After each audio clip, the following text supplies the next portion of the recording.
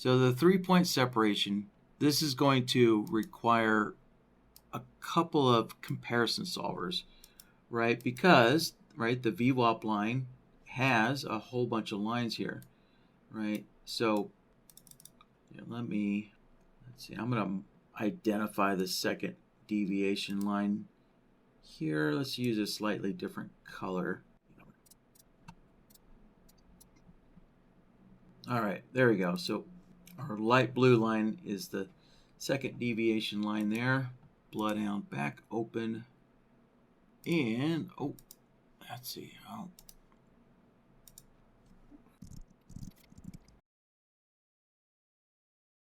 All right, so I have my logic template back. And, yeah, let's grab a comparison solver there, and we'll do that 3-point separation check here. All right, so there's some kind of a name there, a little abbreviation there. So we're comparing the VWAP line, you know, with a 3-point difference, you know, to the second deviation line there. All right, so input A is going to be, you know, the VWAP, you know, center line. So let's set that up here. Oh, and as mentioned earlier, I do need to test Ninja's VWAP indicator to make sure this is one of the order flow indicators that actually works with system design or for building a system. So not all of the order flow indicators are available for system design. So actually, I think there's 5 or 6 order flow indicators, but you can see that only 3 of them show up in BloodHound. And one of these, yeah, I think it's the volume profile, even though it has plots, but these plots are empty. You know, there's no data in them. So Ninja's volume profile indicator can't be used for, you know, designing a system. Right. So yeah, so the VWAP must be the one that works then. All right. So let's see here. All right, so input A was going to be the VWAP line itself. So that's already selected for us. And let's see here. I didn't change any of the settings, so I'll just leave those all alone. So there you go. Input A, right, is the VWAP line. Input B will be the second deviation there. So let's go select the VWAP again. This time, there we go. We want the second deviation line there. So we'll select both long and short.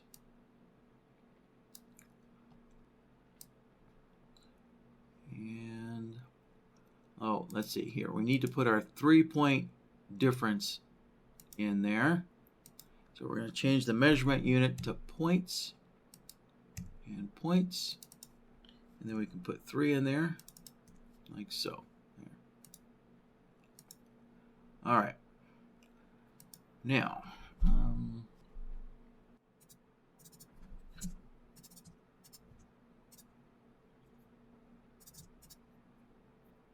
there. All right. Now, input B, you know, in this instance, input B is the upper VWAP line, and I should probably make note of that. There we go. So we're comparing the VWAP line to the upper second deviation there. And so if we look at the outputs, let's see here. A is less than B, right? Remember, so what's A? A is the VWAP line, right? So that's the dotted or dashed green line. So A is less than B by 3 points, right? Same for the short output. A is less than B. And so what is B? B is our second deviation line up here, right? So A needs to be less than B by 3 points, right? And yeah, we can clearly see that, these VWAP lines are quite a ways away from each other, like about 16 points. Yeah, so there we go. Those VWAP lines are not close at all. They're about 16 points away from each other. So that's how we can make sure, that two plots are separated by, X amount of distance there, right? Now, keep in mind, if you notice, we're producing a long and a short output at the same time, right? Because a distance requirement is a non-directional requirement, right? It's non-directional.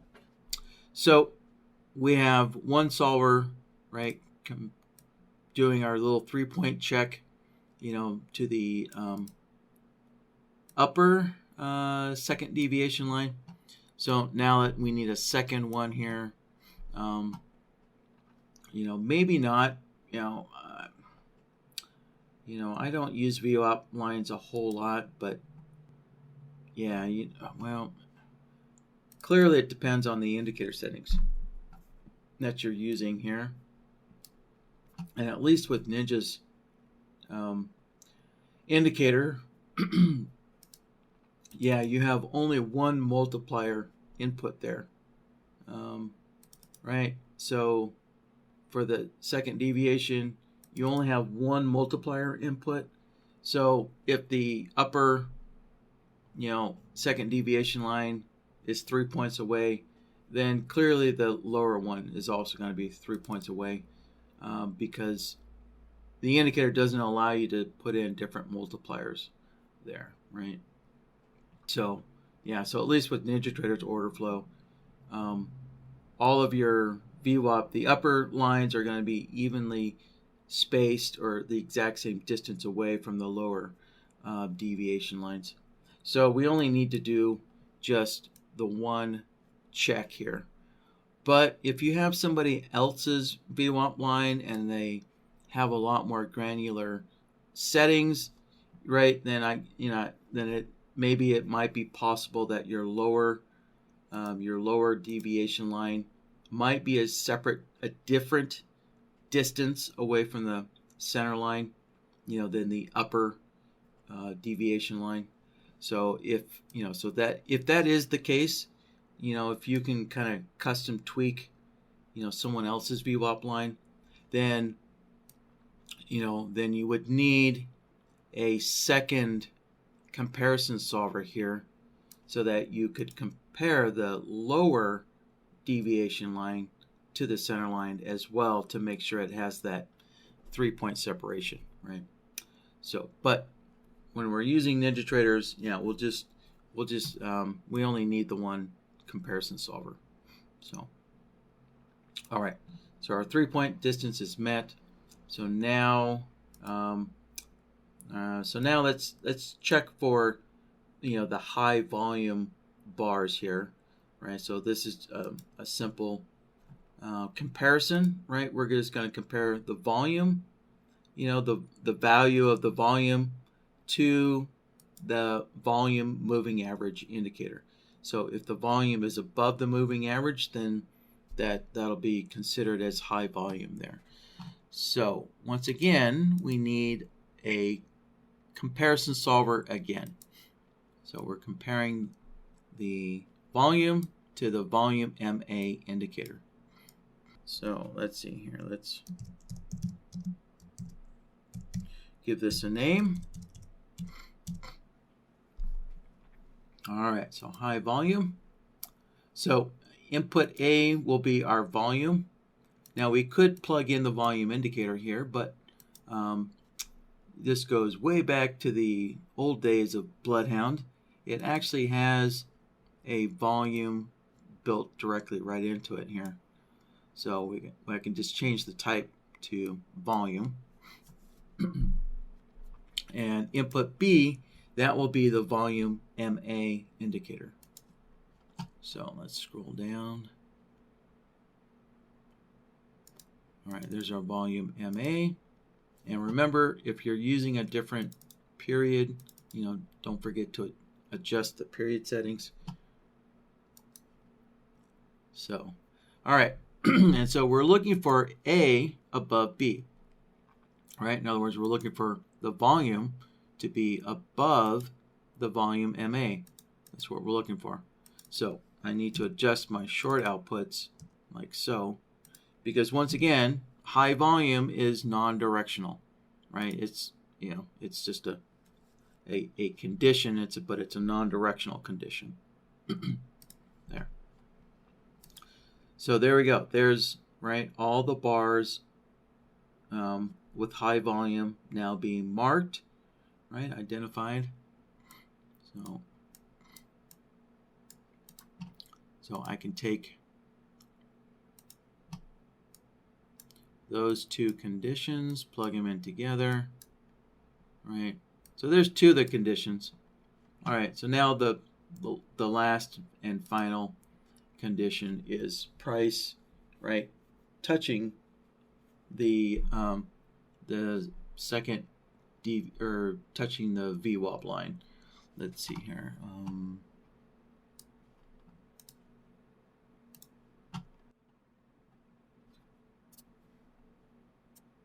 There we go. There's a spot where, price touches that VWAP line there.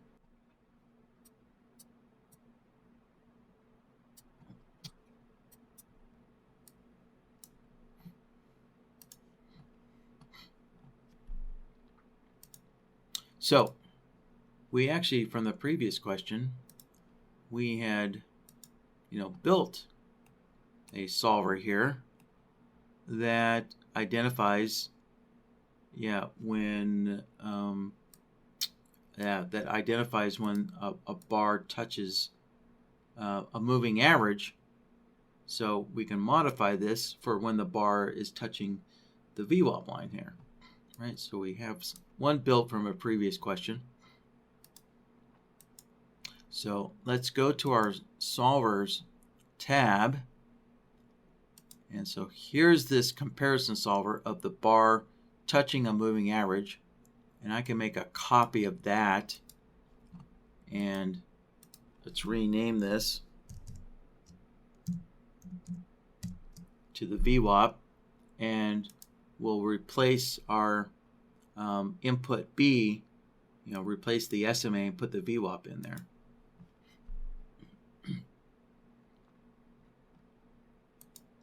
All right, there's our VWAP line. And make sure that the VWAP is selected, which it is. All right. And let's see. Yeah, there we have it. So let me put that new solver on the board here. So we're going to go to existing nodes.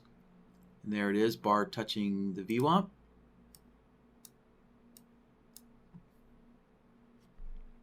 There.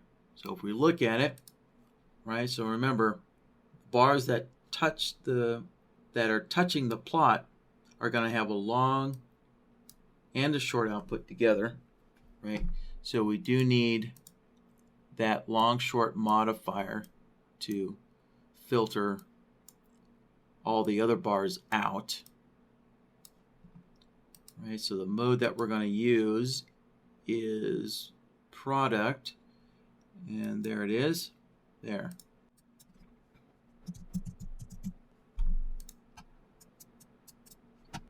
All right, so there's the two bars, touching.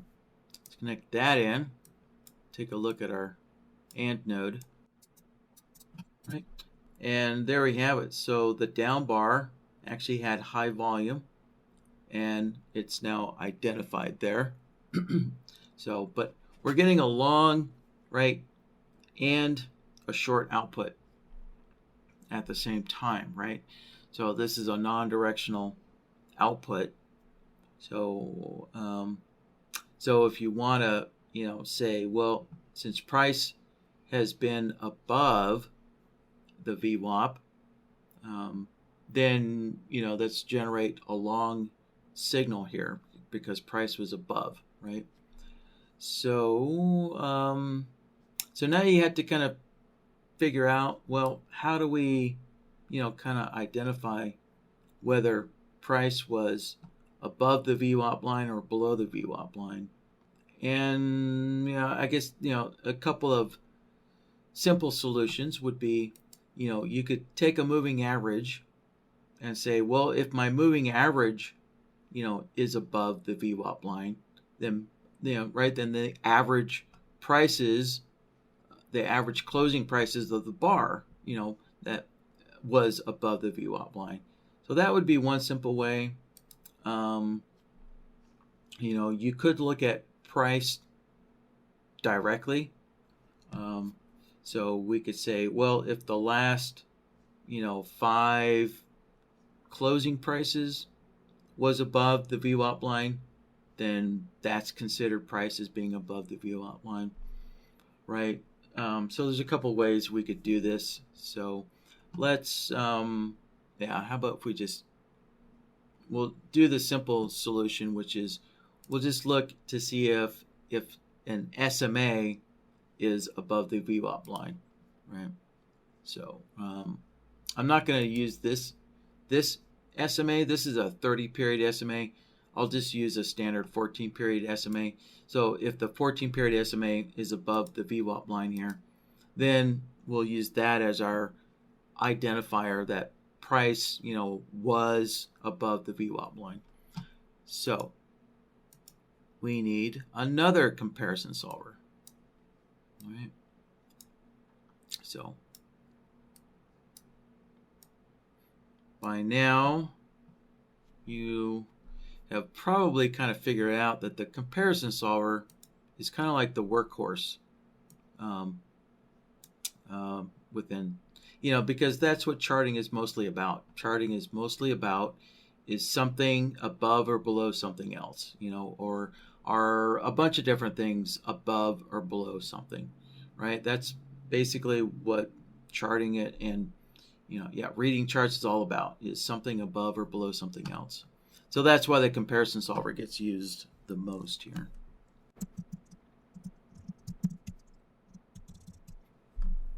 All right, there we have it. So the SMA 14 compared to the VWAP line.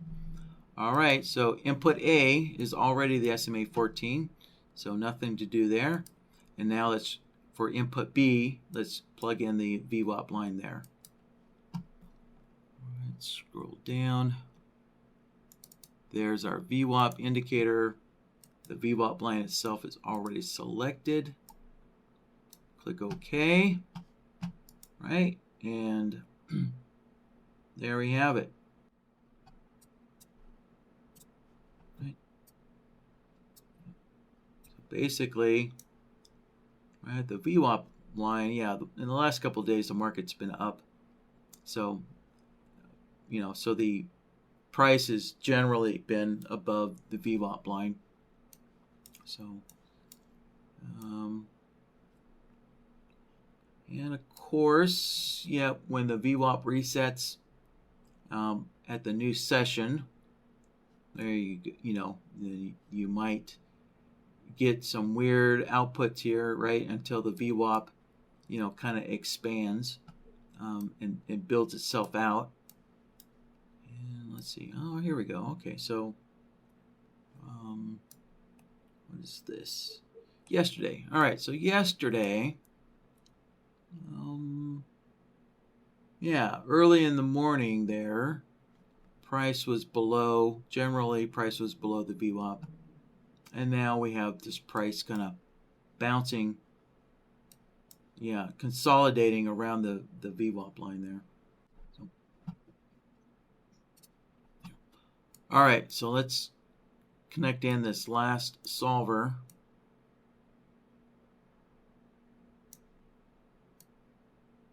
There. All right, and there we have it.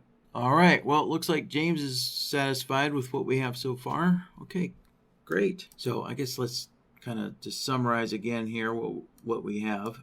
The solver on top is, checking that there is a 3-point, difference between the VWAP and the upper second deviation line, right? So we're only checking the upper second deviation line because with Ninja's order flow, the upper line is going to be the exact same distance as the lower second deviation line, right? So that's how they built their VWAP, is those distances are exactly the same, above as below. So we only had to verify that one of the second deviation lines had a 3-point separation. All right, next solver down is checking for high volume bars there. And it's a simple comparison. We're just comparing the volume to the volume MA indicator, right? Let's see. The solver on the bottom here is just one simple way of trying to determine whether, price is coming from above the center VWAP line or if price is coming from below the center VWAP line, right? So this is a simplistic way of doing it. And we're just comparing the SMA 14 to the center VWAP line. So this solver is what's actually applying the directional signal, right? So if I disconnect this, right, we can see that so far everything here is basically a non-directional condition, right? Non-directional, in that we're getting a long and a short output at the same time, right? So for non-directional conditions, you want a long and a short at the same time, because you never know if the deciding condition is going to generate a long or a short, right? So our solver at the bottom here, our last one, this is what's deciding whether a long signal or short signal is being produced by trying to identify whether price was below the VWAP or whether price was above the VWAP. Okay. So we connect that in, and then that provides our directional signal.